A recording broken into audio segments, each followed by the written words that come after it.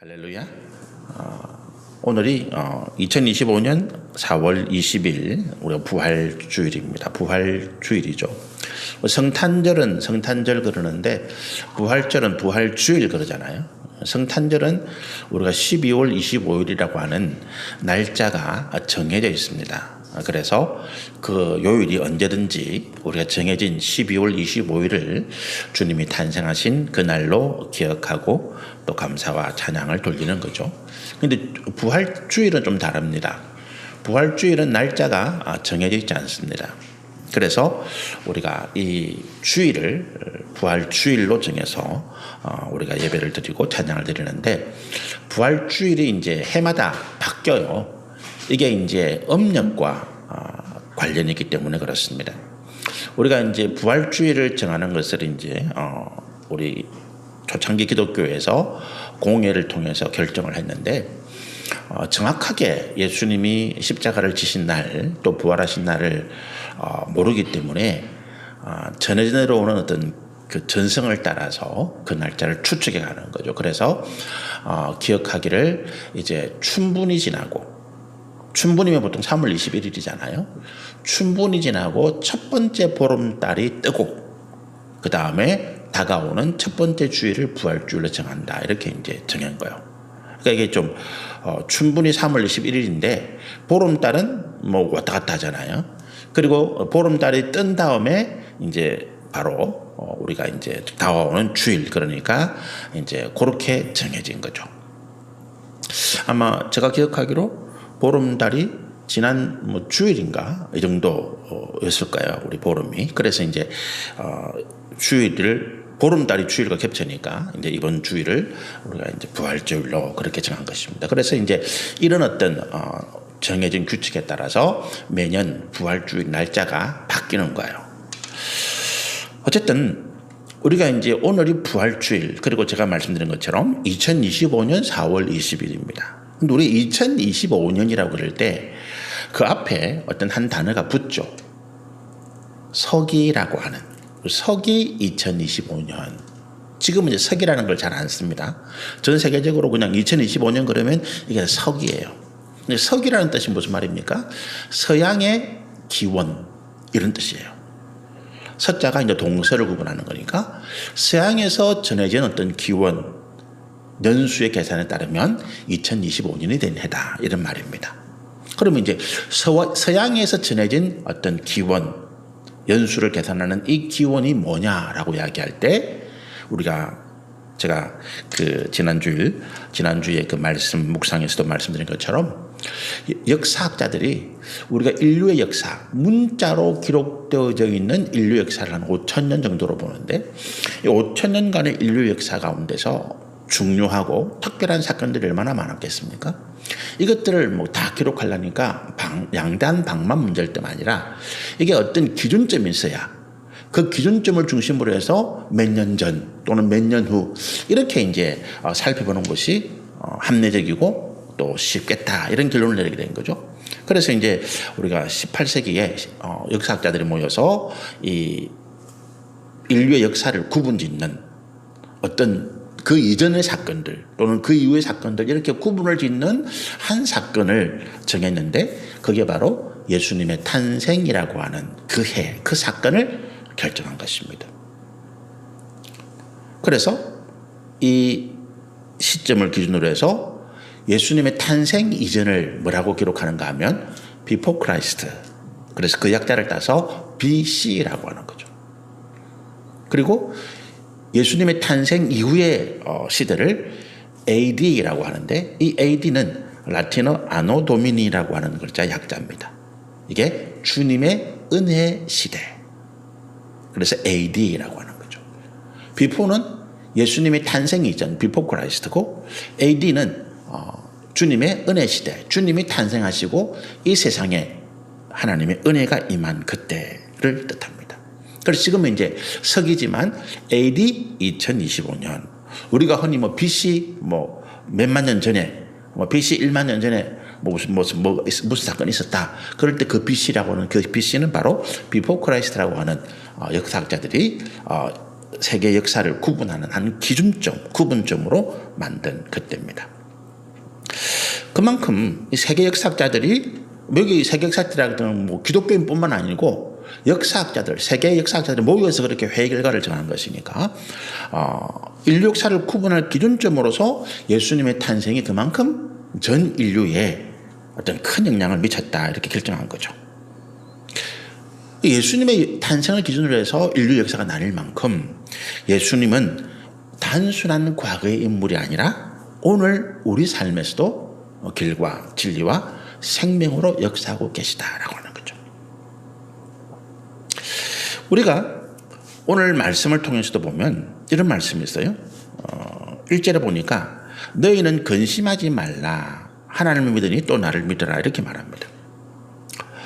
이 제자들이 근심하고 있는 상황에서 예수님이 뭐라고 말씀하시는가 하면 2절, 3절, 4절에 계속해서 내가 지금 너희가 알지 못하는 곳으로 가는데 그 길이 죽을 길이나 위험한 길이 아니라 내가 너희가 있을 집을 영원한 거처를 예비하러 간다. 그리고 때가 되면 내가 너희를 다시 데리러 올 것이다. 이런 말씀이죠. 근데 이 요한복음 14장에 1절에 예수님께서 제자들에게 너희는 근심하지 말라라고 하신 그 이유가 우리가 요한복음 12장, 13장에 기록이 되어 있습니다. 요한복음 12장, 13장을 보면 예수님께서 이제 십자가를 지시기 앞두고 목요일 날 밤에 예수님께서 제자들과 함께 마지막 식사를 하시잖아요. 그 마지막 식사의 자리에서 예수님이 특별한 행위와 특별한 말씀을 하십니다. 13장에 기록된 내용을 보면 요한복음 13장에 그 자리에서 식사 자리에서 예수님께서 갑자기 물을 가져와라 그래가지고는 그 대야에 물을 담아서 일일이 제자들의 발을 씻어주기 시작합니다. 스승이 제자들의 발을 씻어주는 놀라운 일을 하신 거죠. 거기에 당황한 베드로가 스승이 제자가 스승의 발을 씻어줘야 되는데 어떻게 스승이 제자의 발을 씻깁니까? 저는 안 받겠습니다. 이렇게 이야기할 정도로 예수님이 굉장히 당황스러운 사건을 일으킵니다. 우리가 흔히 말하는 세족식이죠. 그러고 난 다음에 예수님께서 식사를 계속 하시면서 가룟 유다가 예수님을 오늘 밤에 배반할 것이다 이런 말씀도 하세요. 또 나아가서 베드로가 오늘 닭이 울기 전에 3번씩이나 예수님을 부인할 것이다 이런 말씀도 하십니다. 예수님이 갑자기 일어나셔서 제자들의 발을 일일이 씻겨주신 것도 놀랍고 당황스러운 일인데 제자들 가운데 2사람이나 한 사람은 직접 예수님을 배반하여 팔아버릴 것이다 라고 말씀하시고 또 예수님의 수제자라고 불리는 베드로는 예수님을 3번씩이나 모른다 부인할 것이다. 이 모른다는 부인이 아니라 성경을 보면 예수님이 마땅히 죄를 지어서 죽어 마땅한 자다 이렇게 저주하는 상황까지 벌어지게 되는 거죠. 그러니까 그 자리에 있던 제자들의 분위기가 우리 흔히 하는 말로 가뿐싸죠. 갑자기 분위기가 싸늘해진 것입니다. 다들 예수님이 왜 이런 행동을 하시고 왜 이런 제자들로서는 상상도 하지 못한 그런 어떤 말씀을 하실까 궁금하고 염려하고 걱정하는 분위기가 된 거죠. 그 분위기에서 예수님이 이렇게 말씀하신 것입니다. 너희는 마음에 근심하지 말라. 예수님의 행동과 예수님의 말씀 때문에 근심하고 있는 제자들에게 근심하지 말라라고 말씀하십니다. 이유는 뭐겠습니까?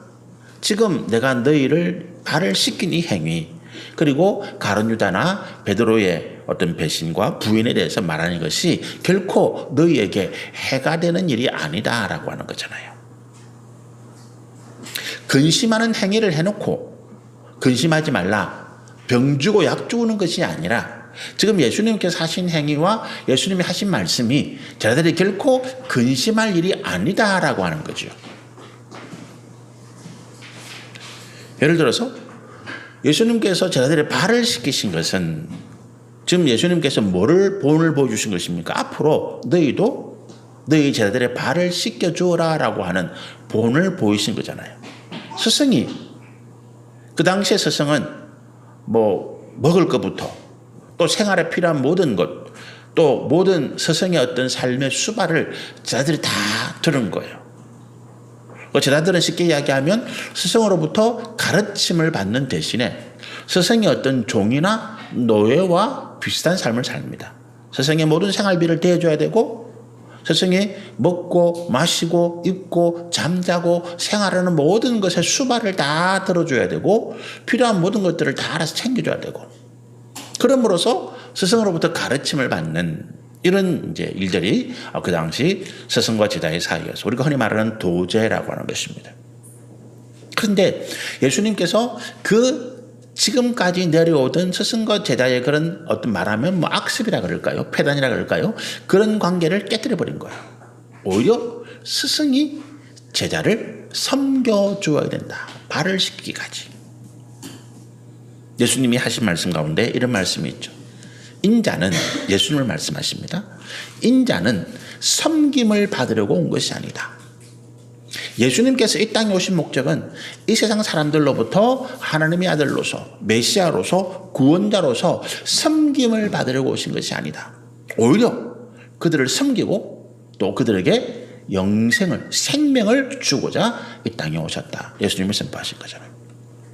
예수님이 우리의 스승이시잖아요. 그 스승이신 예수님께서 생명까지 내어주어서 제자들의 영생, 제자들의 진리 가운데 살아가는 그 삶을 지키시고 인도하시고 가르치시고 하신 것입니다. 그것이 예수님께서 제자들의 발을 씻기신 세족식을 통한 메시지예요. 그러면 가룟 유다에게 왜 네가 지금 나를 팔아서 제사장들에게 팔 것이다 왜 말씀하셨을까요? 지금이라도 네 행위를 그만두어라라고 하는 거잖아요. 가룟 유다가 이미 대제사장 무리들과 말을 맞추었습니다. 오늘 밤에 내가 신호를 하면 대제사장 무리들이 보낸 군사들이죠. 성전을 지키고 관리하는 그런 어떤 사람들을 보내서 예수님을 잡아가십시오. 이미 다 이야기를 한 거예요. 은 30개도 받고. 그런 상황에서 예수님께서 말씀하시는 겁니다. 마지막 기회를 내가 너에게 주마. 지금이라도 네가 마음을 돌이키고 그 악한 자들과의 관계를 끊으라라고 하는 거죠. 그게 예수님께서 가룟 유다에게 하신 말씀이잖아요. 베드로에게는 뭐라고 말씀하십니까? 베드로가 너무나 자신 있게 모든 사람들이 다 주님을 떠날지라도 나는 많은큼은 절대로 주님을 떠나지 않겠습니다. 자신만만하게 이야기할 때 그런 자신 있는 소리 하지 마라. 네가 오늘 밤에 닭이 울기 전에 3번 나를 부인할 것이다. 우리의 교만, 우리의 만용, 또 나아가서 우리의 어리석은 행동. 사람이 자기의 어떤 일을 자신할 수 없잖아요. 그렇게 교만하고 자신하는 어리석음을 깨워주신 것이죠. 내가 힘이 있다고, 내가 돈이 있다고, 내가 권세가 있다고 내 마음대로 할 수 있는 일이 없다는 거예요. 하나님이 허락하시면 우리는 허락하신 일을 할 수 있을 뿐입니다. 그러면 우리의 기도를 이렇게 받게 되는 거죠. 하나님, 제가 이렇게 하겠습니다. 하나님 저를 도와주세요. 내가 이런 계획을 가지고 있습니다. 내가 이런 사람이 되겠습니다. 하나님 저에게 지혜와 용기와 또 뭐 물질을 주시고 어떻게 이게 그런 기도는 하나님 앞에 기뻐하시는 기도가 아니라는 거예요. 하나님께서 허락해 주시면 제가 하나님을 위하여 이런 계획을 가지고 있는데 하나님께서 허락해 주시면 제가 이 일을 감당하고 싶습니다. 겸손한 기도죠. 내가 주로 쓰고 내가 앞으로 나가고 주님은 나를 돕는 보조하는 그런 존재로 만드는 것이 아니라는 거예요. 난 어디까지나 주님의 뜻에 따르는 주님의 뜻에 순종하는 주님의 종이라는 것입니다. 그것이 베드로에게 주신 말씀이죠. 그러니까 지금 제자들은 예수님께서 자기들을 책망하시는 줄 알고 또는 예수님께서 뭔가 이상한 행동을 통해서 오늘 뭐 제자들을 혼내시려고 하시느냐 그런 의미가 아니라 예수님께서 하신 이 모든 행동과 말씀은 제자들을 위한 제자들에게 더 큰 은혜와 영광과 상급을 주시려는 말씀이었죠. 그러니까 1절의 말씀처럼 너희는 마음에 근심하지 말라라고 하신 것입니다. 그러면서 2절, 3절, 4절에 예수님께서 이제 죽음의 길을 말씀하시면서 이 길이 내가 죽는 길이 아니라 너희에게 영생을 주고 너희가 있을 하나님 나라의 어떤 거처를 준비하는 길이다 말씀하신 거죠. 근데 그 말씀 가운데 도마가 제자들이 다 아직 이해가 안 됐지만 그 중에 이제 도마가 용기를 내서 질문합니다. 5절의 말씀입니다. 도마가 이르되 주여 주께서 어디로 가시는지 우리가 알지 못하거늘 그 일을 우리가 어찌 알겠습니까?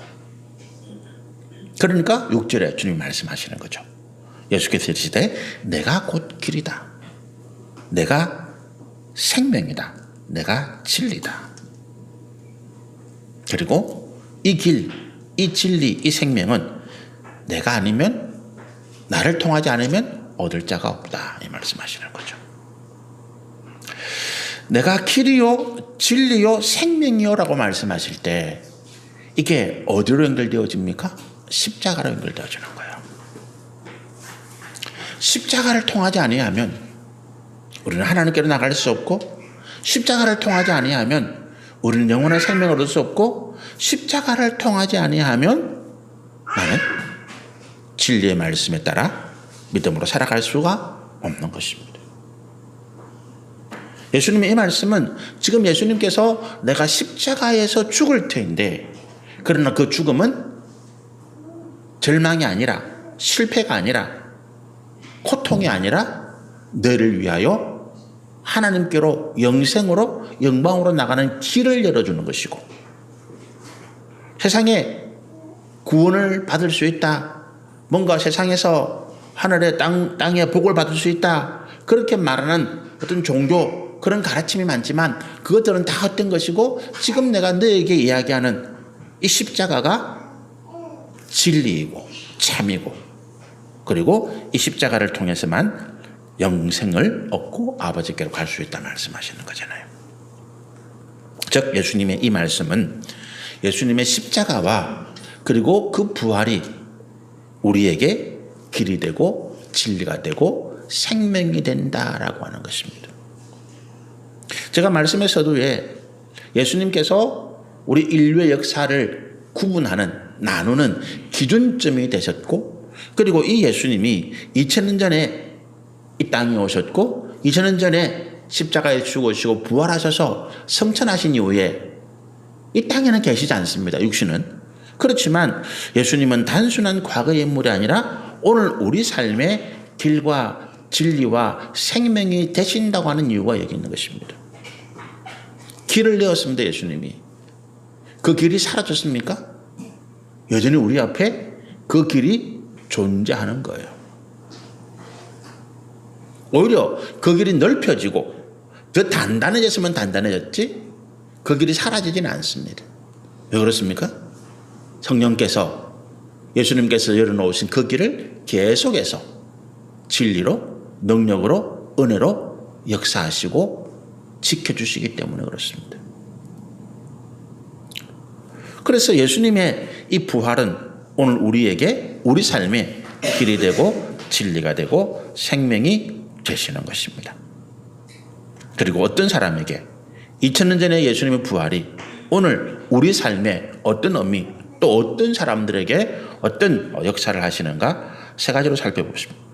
첫 번째는 실패한 자들에게 새로운 도전과 기회의 길을 열어주신다는 거예요. 예수님 당시 제자들은 다 실패한 사람들입니다.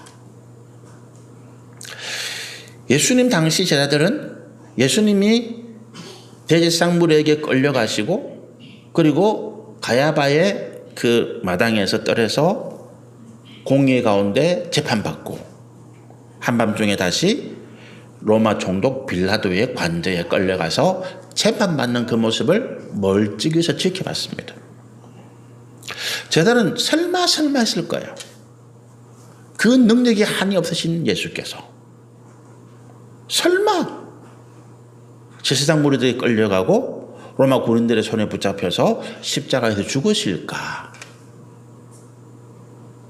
우리가 복음서에 보면 베드로가 말고라고 하는 대제사장 무리의 권속 가운데 한 사람을 예수님을 잡으려 하자 베드로가 가지고 있는 칼을 빼어서 그 말고의 길을 쳐서 떨어뜨리는, 그만큼 그들은 예수님의 능력을 믿었다는 거예요. 설마 예수님 붙잡혀 가시겠냐. 그런데 예수님께서 그들의 생각과 달리 순순히 아무 저항도 없이 마치 도살장에 끌려가는 어린 양처럼 끌려가고 채찍을 맞고 십자가를 지시는 모습을 보게 됐다는 거죠. 그 모습 앞에서 제자들은 용기를 잃고 힘을 잃고 다 뿔뿔이 흩어지고 도망쳐버린 거예요. 다 도망쳐버린 것입니다. 그리고 그들도 예수님을 따르는 무리였다. 그런 것 때문에 대제사장 무리에게 잡혀가서 고난을 받을까 봐 숨고 피하고 도망다니는 거예요. 그런데 3일이 지나서 부활하신 예수님의 소식이 들려오는 거예요. 누가 먼저 가장 당황했겠습니까? 제자들이죠. 예수님이 분명히 그들의 눈으로 본 거예요. 십자가에서 죽은 것도 확인했고, 그 예수님이 시체를 내려서 장례를 치르고 세마포로 싸서 돌무덤에 넣는 것까지 확인한 거예요. 그리고 3일이 지났습니다. 그런데 예수님이 부활했다는 거예요. 가장 당황한 사람들이 이 예수님의 제자들인 거죠. 왜? 예수님을 배반하고 부인하고 그리고 뿔뿔이 흩어서 도망다녔는데, 숨었는데 예수님이 살아나셨다면 어떻게 됐습니까?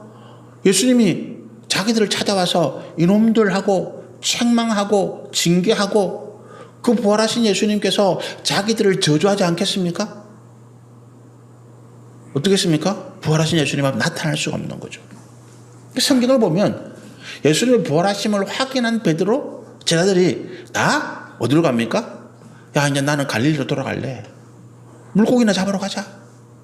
누가복음 보면 그 엠마오로 가는 두 제자, 예루살렘에 있었던 이야기를 서로 나누면서도 그들은 예루살렘에 가지를 못해요. 자기 고향 마을로, 자기 살았던 곳으로 그냥 조용히 숨어가려고 하는 제자들의 모습인 것입니다. 그런데 예수님께서 그들을 일일이 찾아다니시는 거죠. 엠마오로 가는 그 두 자에게 예수님이 나타나셔서 어떻게 말씀하십니까? 그들의 발걸음을 다시 예루살렘으로 돌아가게 만드는 거예요. 그들의 마음속에 뜨거운 열정이 되살아나는 것입니다. 갈릴리로 도망간 베드로를 비롯한 자들에게 예수님이 가셔서 물고기를 구우시고 떡을 주시면서 그들에게 주님의 일을 다시 부탁하시는 거예요. 왜 그렇게 했습니까? 예수님은 그들을 실패자로, 그들을 도망자로, 그들을 예수님을 부인한 자로 내버려 두지 않으셨다는 것입니다. 세상 모든 사람들이 다 예수님을 실패자로 여겼는데 예수님은 스스로 그 실패한 자리를 깨고 오히려 승리자로 나타나신 거예요. 그리고 실패했다고, 예수님을 배반했다고, 자기 인생은 끝이 났다고 그렇게 스스로 도망다니고 숨었던 제자를 타다니면서 그들에게 예수님과 함께 그 영광의 길, 승리의 길을 갈 수 있는 새로운 기회를 부여하신 것입니다. 여러분, 이전의 사건이 아니죠. 오늘 이 세상의 사람들은 실패한 사람들에게 다시 두 번의 기회를 주지 않습니다. 인생에 세 번의 기회가 온다. 그건 그냥 사람들이 하는 이야기예요. 어떻게 생각하면 인생에는 정말로 딱 한 번의 기회가 있을 뿐입니다. 그리고 그 한 번의 기회에서 내가 실패하게 되면 사람들은 그 사람을 어떻게 합니까? 실패자로 몰아가는 거예요. 전과자들이 왜 계속 죄를 범하느냐? 그 사람들이 나쁘기 때문이냐? 악하기 때문이냐? 물론 그런 사람도 있겠습니다만은 그 대부분은 한 번 실수해서 죄를 짓고 감옥에 간 그 전과를 사람들이 실패로 용서받지 못할 죄악으로 생각해서 두 번 기회를 안 주기 때문에 그렇습니다. 감옥에 있을 때는 어쨌든 감옥이라는 곳에 갇혀서 형벌은 받지만 그곳에서는 먹고 자고 입는 문제가 해결되잖아요. 여러분, 쇼생크 탈출이라는 영화를 저는 몇 번 봤습니다. 쇼생크 탈출이라는 영화를 몇 번 봤을 때 거기에 그 흑인들이, 죄수들이 그 감옥에서 잡범들이죠. 근데 잡범들이 그 당시 흑인을 비천하게 여기는 그런 세상의 어떤 풍토 때문에 백인 판사들로부터 종신형에 가까운 재판을 받습니다. 그리고 30년, 40년 그 감옥에서 세월을 지내요. 그런데 60이 넘어서 노인이 되고 힘없게 되자 이 사람들을 가석방이라는 제도를 통해 세상을 내보내버립니다. 40년, 30년 감옥에서는 그래도 노동이 시달리고 그래도 간수들의 어떤 폭행이 시달리지만 그 속에서는 먹고 자고 입는 문제가 해결됐는데 빈 몸뚱아리 하나로 세상에 나왔는데 자유를 얻었는데 먹고 살 길이 없는 거예요. 가서 직장을 구하지만 아무도 이 범죄한 흑인들을 고용해 주지 않는 거예요. 그래서 가석방한 사람들이 수없이 스스로 생명을 끊는 그 여관, 그 장소에 쇼생크 탈출 그 유명한 흑인 배우가 거기 가서 자기도 거기에 그곳에 그 수많은 먼저 가석방된 죄수들이 마지막 죽음의 순간에서 자기의 이름을 남기고 자기의 억울함을 알렸던 그 낙서들을 보면서 나도 여기서 죽을까 생각하잖아요. 세상은 실패자들에게 두 번 기회를 주지 않는다는 거예요. 그래서 한 번 실패는 영원한 실패고 이 세상에서 실패한 많은 사람들이 피눈물을 흘리면서 세상을 등지거나 숨어 살거나 스스로 생명을 끊는 그런 이유가 생기는 것입니다. 그런데 그런 실패자에게 예수님이 찾아오시는 거예요. 우리 교회 노숙인들 사역을 할 때 한번 말씀을 들었나요? 한 노숙자가 저에게 편지를 보냈어요. 장문의 편지. 제가 지금도 가지고 있는데 2장을 썼어요. 그분이 뭐라고 썼는가 하면 목사님 때문에 자기가 하나님을 알게 되고 예수를 믿고 구원받았다는 사실을 깨닫고 너무 감사하다. 그러고 난 다음에 우리 딸이 두 번째 출산했을 때, 둘째를 출산할 때 그분이 교회 와서 3만 원을 봉투에 넣어가지고 우리 교회면 우리가 그때 3,000원 이렇게 들었는데 뭐 3만 원을 모으려면 그분이 얼마나 많이 모았겠습니까? 그 3만 원을 봉투에 넣어가지고 따님 출산했는데 축하한다고 미역 끓여주라고 미역 사주라고 그 3만 원을 주더라고요. 근데 나중에 그분이 안 보였어요. 그래서 다른 분들에게 제가 물었습니다. 그러니까 어떤 분이 목사님 요즘 그 사람 안 나오죠? 안 나오던데요. 무슨 일이 있습니까? 하니까 그 사람 무서운 사람이에요. 왜요? 그러니까 그 사람 경찰에 체포되어 살인죄로 경찰에 체포되고 감옥 갔다는 거예요. 그 나중에 제 아내가 무슨 용감의 형사들 이런 프로그램 있잖아요. 그게 그 사람에 대한 이야기가 나오는 거예요. 그 사람이 돈 몇천만 원 때문에 자기 어머니, 자기 부인을 살인자했다는 거죠. 그리고 자기 이름을 숨기고 노숙자처럼 떠돌이 생활하면서 우리 교회로 온 거예요. 경찰들이 이 사람을 끝까지 추적하다가 창원에 노숙인으로 살면서 어느 교회 출석한다. 그걸 알고 이제 체포했다는 거죠. 그분 이야기예요. 그 이야기를 듣고 얼마나 놀라는지 모릅니다. 돈 몇천만 원 때문에 자기 어머니와 자기 아내를 살인하고 야산에 묻은 거예요. 그리고 숨어서 오랜 세월을 도망 다닌 것입니다. 실패자잖아요. 그분이 지금 교도소에서 아마 종신형을 받았든지 상황이 모르겠지만 그분 연락이 끊어졌으니까. 근데 그분이 교회 와서 예수를 만나고 하나님을 믿게 되고 자기 스스로 자기 죄를 회개하고 고백하고 하나님 믿은 것을 감사하는. 인간은 그 죄를 용서하기 어렵겠지만 그분은 하나님께 구원받은 주님의 백성이 저는 그렇게 믿어요. 과거에 끔찍한 죄악이지만 하나님은 우리를 실패자로 여기지 않는다는 거예요. 인생에 한번 실패할 수 있습니다. 실수할 수 있습니다. 세상은 그것을 낙인 찍어요. 분홍글씨라고 하는 소설 있잖아요. 세상은 한번 그 실패, 그 실수를 낙인 찍어서 너는 죄인이야, 너는 실패자야, 너는 인생의 쓰레기야, 그렇게 이야기합니다. 그런데 부활하신 예수님께서 우리를 찾아오시는 거예요. 그 한 사람 한 사람의 영혼을, 그 마음을 만져주시면서 너는 다시 일어설 수 있다.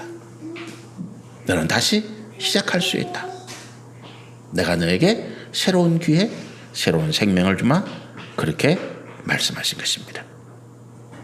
그러므로 오늘 실패한 내 인생에 찾아오신 부활하신 예수님을 만난 사람들은 실패가 아니라 새로운 도전과 성공의 길을 갈 수가 있는 것입니다. 우리 그리스도인들이 인생의 고난과 환난을 실패로 여기지 않고 우리 삶의 한 여정, 한 과정으로 생각하는 이유가 여기 있는 것입니다. 근데 실패한 것, 그거는 우리 인생의 한 과정이에요. 겨울에 모든 초목이 죽음같이 보입니다. 그러나 그 뿌리가 살아있기 때문에 봄날 지금 우리가 보듯이 꽃을 피우고 싹을 틔우고 놀라운 생명사를 가져 나오잖아요. 우리의 뿌리, 부활하신 예수 그리스도인 것입니다.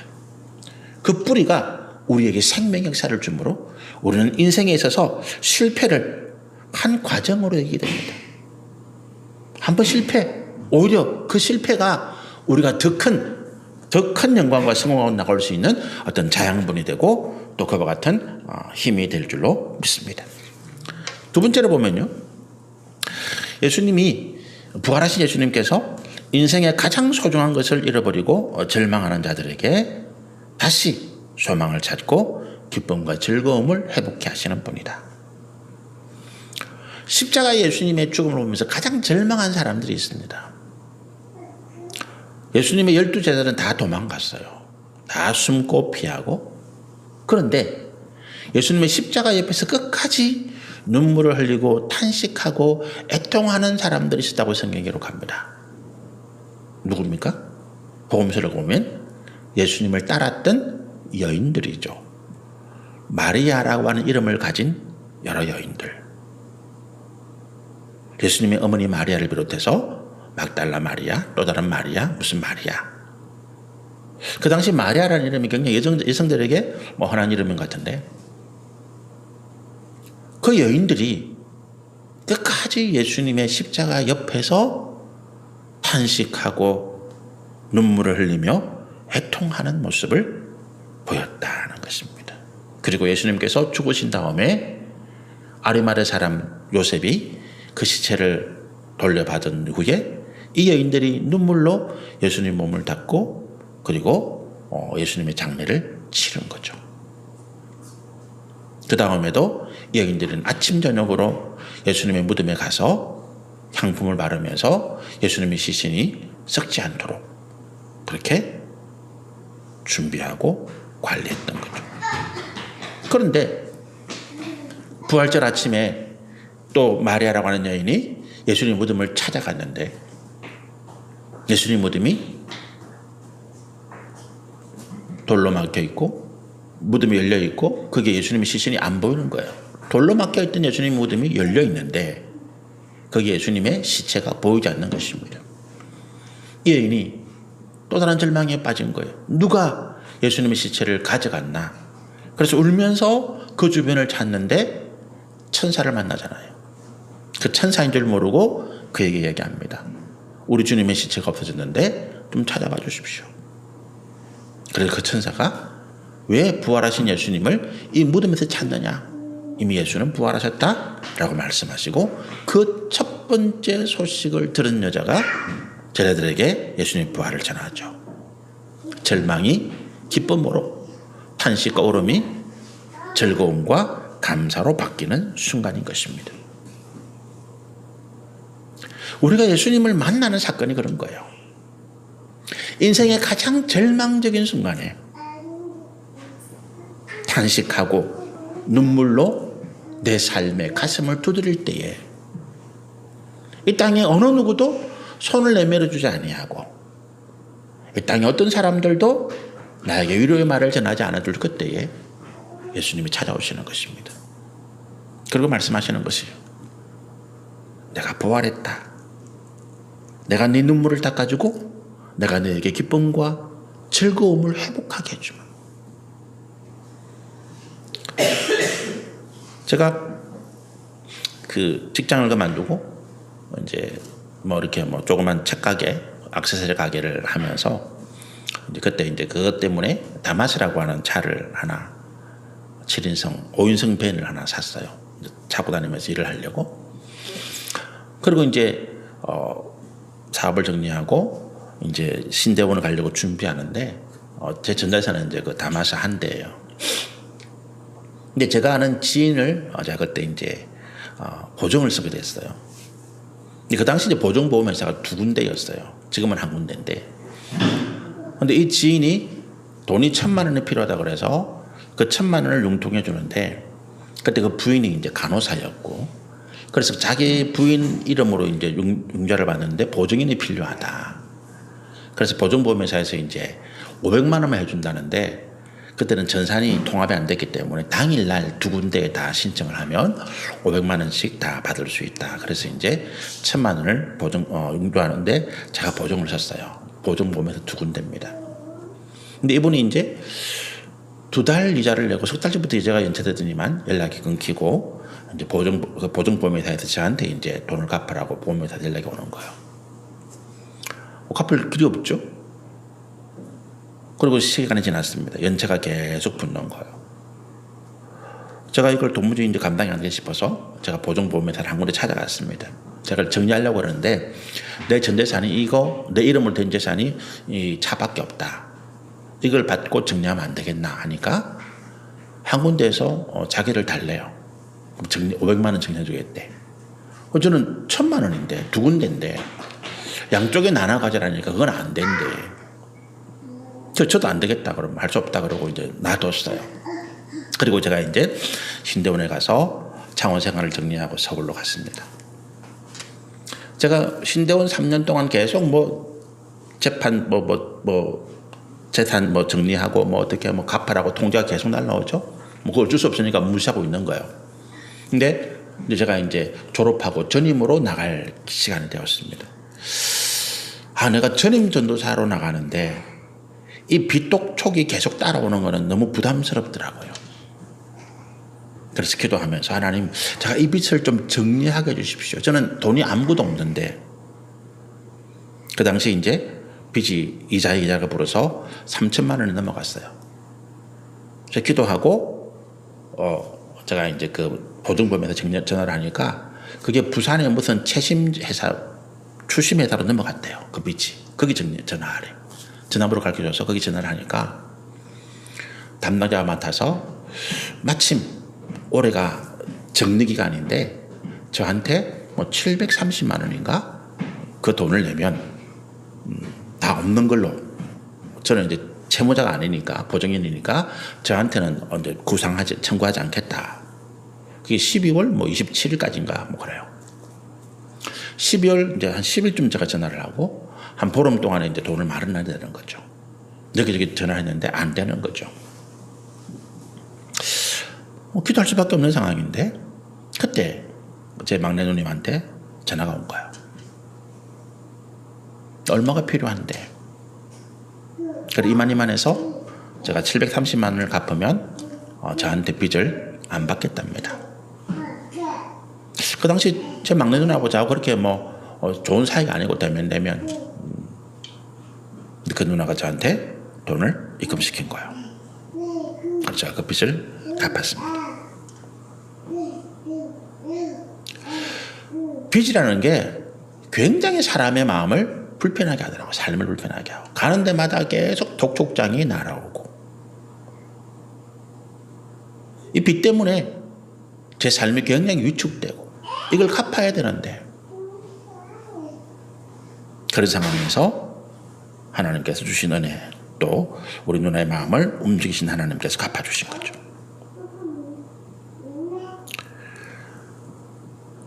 빚에서 해방된 것 그거 경험해보지 않으신 분들은 잘 모르실 거예요. 나는 이제 빚으로부터 해방되어졌다. 다시는 빚 갚으라는 전화가 오지도 않고 내 우편물 그 함에 계속 빚에 대한 독촉장이 쌓이지 않아도 되고 나는 이 빚으로부터 이제 해방되어졌다는. 돈 730만 원이 제게 기쁨과 감사를 줬는데 우리 인생에 그보다 숱한 좌절과 고통 가운데 눈물 흘리고 슬퍼하는 분들이 많지 않겠습니까? 자식을 잃어버린 부모도 있을 것이고 남편과 아내를 잃은 배우자도 있을 것이고 돈을 잃고 건강을 잃고 권세와 명예를 잃어서 탄식하는 분들도 계실 것이고 어느 것 하나 내 인생이 소중하지 않은 것이 없잖아요. 내가 어느 날 그것을 잃어버렸다고 할 때 그 절망감, 그 상실감, 그 고통은 말할 수 없을 것입니다. 근데 주님이 그들을 찾아가시는 거예요. 배우자를 잃은 사별한 부인에게, 남편에게, 자녀를 잃은 부모에게, 재산을 잃고 명예를 잃고 모든 건강을 잃은 사람들에게 찾아가시는 거예요. 여러분, 이 세상에 부모, 자녀를 잃고 배우자를 사별하고 재산이나 명예나 권세, 건강을 잃고 고통하는 분들 가운데 그걸 이기고 극복해서 오히려 삶의 기쁨과 즐거움을 누린 분들이 많이 있습니다. 그 사람들은 누굽니까? 부활하신 예수를 만난 거예요. 아프지만 고통스럽지만 그것이 영원한 것이 아니라는 것입니다. 우리는 다시 천국에서 내가 잃어버렸던 자녀를 만날 수 있고 이 땅에서 고통받던 내 배우자, 내 사랑하는 이들이 다시는 고통받지 않는 천국에서 영원한 기쁨과 영원한 평안을 누리는 것을 내가 믿기 때문에 그렇습니다. 나도 그곳에서 그들을 다시 만날 수 있다는. 내가 재산을 잃고 명예를 잃고 건강을 잃었지만 그것이 다가 아니라는 거예요. 우리 그보다 더 중요한, 더 귀중한 나는 주님을 만난 것입니다. 그것이 내 인생에 새로운 기쁨과 새로운 감사와 웃음을 회복하게 해주고 내게 영원한 소망을 주시는 것입니다. 세 번째로 우리 인생에 흐르는 저주 또 죽음을 이기고 영생과 축복과 생명을 주십니다. 얼마 전에 그 방송에서 지나간 사건을 하나 방송했어요. 그게 뭐냐 하면 뭐 이상한 그 목사라고 하는 또 사모라고 하는 그런 이제 타이틀을 가지고 교회를 운영하면서 이 사람들을 세뇌시켜 가지고 부모로부터 어린아이를 떼서 어릴 때부터 이 아이들을 양육하면서 세뇌하고 그리고 부모를 이용해서 돈을 벌게 하고 자기들은 수십억의 재산을 모아서 이제 삶을 유지하는 그러면서 이제 성폭력이나 성착취를 하는 이런 이제 일들이 있었던 사건을 일으켜냈습니다. 근데 그 목사라고 하는 사모라고 하는 분이 어떻게 이 사람들을 세뇌하고 관리했는가 하면 당신들의 가계에 당신들의 조상적부터 흐르는 저주가 있기 때문에 당신들의 삶이 이렇게 힘들고 고통스럽고 비참하다. 그래서 당신들이 그 가계에 조상적부터 흐르는 저주를 끊어내려면 내 말을 따라야 된다 이렇게 가르친 거예요. 맞죠? 분명히 그런 것이 있습니다.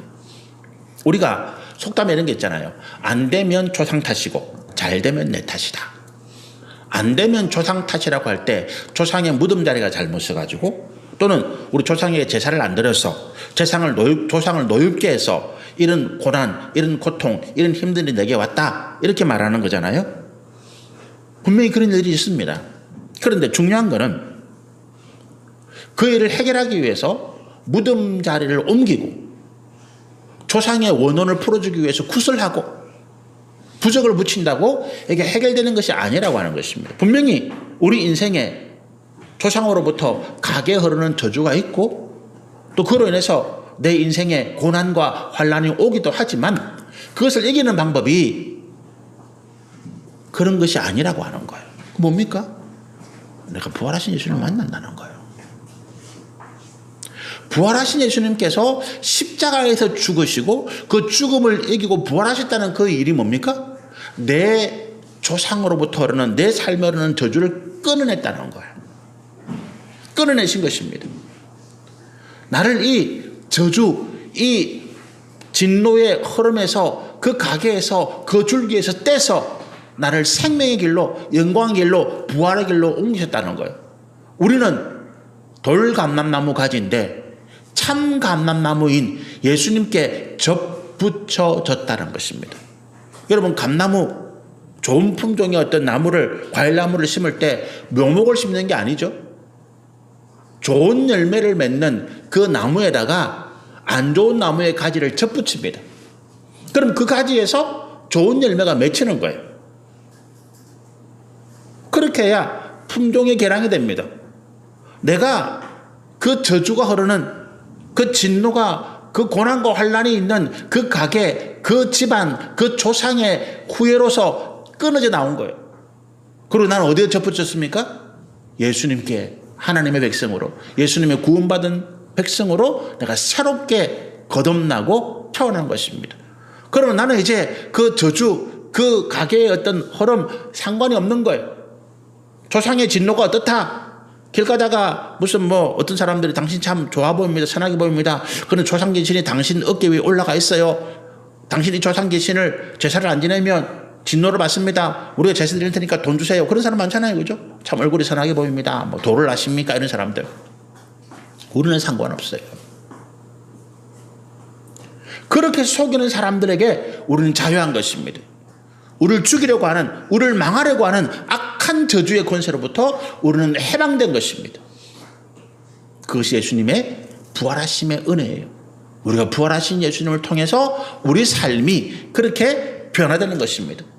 저주받고 진노와 고통 가운데 죽을 수밖에 없는 우리 인생이 부활하신 주님과 함께 영광과 상급과 영원한 영생의 나라로 가게 되는 것입니다. 그것이 우리예요. 부활하신 예수님께서 우리 가운데 역사하심으로 우리가 그런 은혜를 누리게 되는 것입니다. 우리 역사를 나눌 때 BC와 AD, 예수님의 탄생으로 나눈다 그랬잖아요. 우리 인생을 나눌 때 기준점이 뭡니까? 예수님을 믿기 이전의 나, 예수님을 만나기 이후의 나로 바뀝니다. 분명히 우리 이 중에는 우리 어머니 뱃속에서부터 믿는 그런 분들도 계실 거지만, 그러나 신앙은 내 입으로 고백하는 거잖아요. 내 입으로 고백하는 것부터 내 인생이, 내 믿음이 새롭게 시작되는 거예요. 그래서 우리 인생은 예수님을 믿기 이전의 나와 예수님을 믿은 이후 은혜 가운데 살아가는 나의 삶으로 나뉩니다. 내 인생에 있어서 비포 크라이스트, 내 인생에 있어서 아노 도미니, BC와 AD로 나뉘는 거죠. 그 시점이 바로 오늘 부활하신 예수님을 만나는 이 날이 되시기를 소원하고 축복합니다. 기도하겠습니다.